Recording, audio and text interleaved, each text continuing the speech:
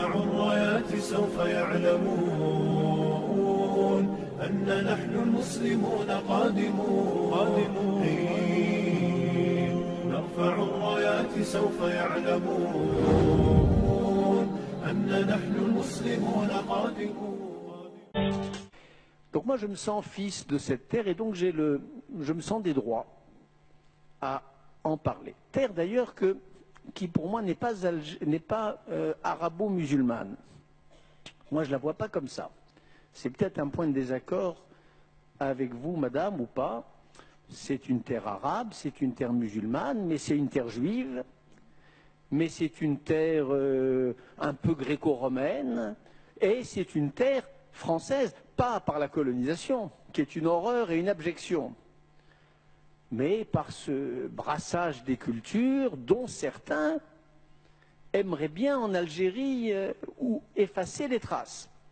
Je ne vais pas vous apprendre cette campagne d'arabisation qui n'a d'ailleurs heureusement pas réussi et qui a tenté d'amputer la mémoire et l'identité algérienne de ces deux composantes essentielles, qu'est sa composante berbère et sa composante culture française.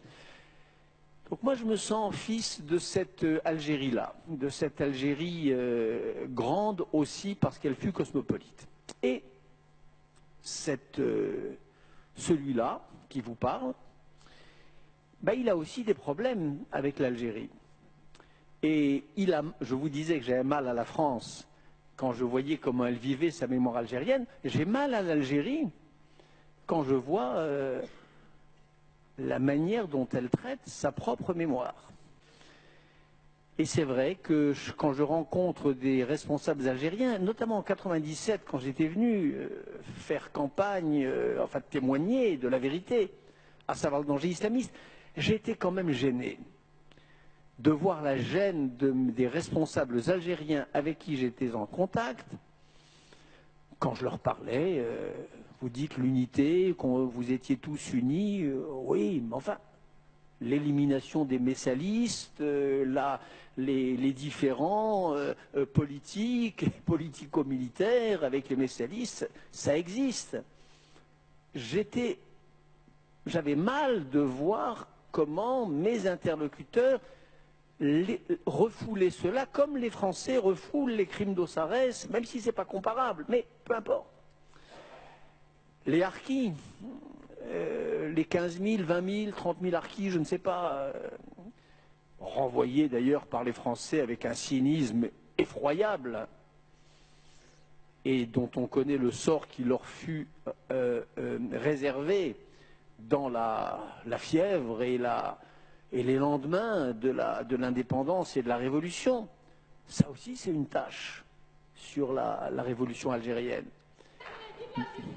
Bon, vive l'Algérie, vive l'Algérie, vive, et c'est à ça que je voulais en venir.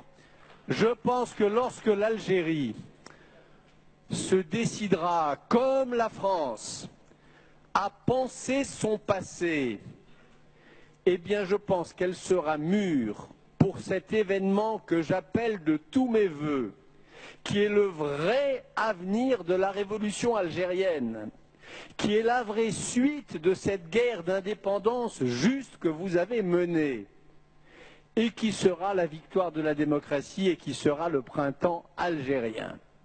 Moi, ce que je souhaite, en tant que Français, et en tant que Français lié par toutes les fibres que je vous ai dites à l'Algérie, ce que je souhaite, c'est que le travail de mémoire, le travail de discussion politique, le retour sur soi permettent que l'Algérie rejoigne, mais avec une maturité bien plus grande, avec une culture politique immense et incomparable dans la région, qu'elle rejoigne le grand mouvement des printemps arabes, par rapport auquel, pour l'heure, la grande Algérie, qui a montré la voie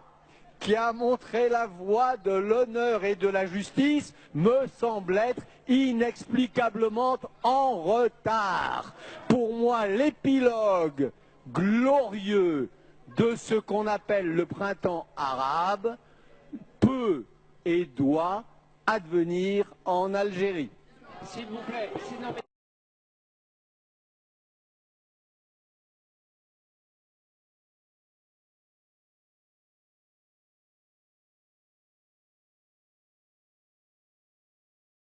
Est-ce que ces bouleversements dans les révolutions arabes, et notamment en Libye, ne menacent pas la stabilité de l'État d'Israël?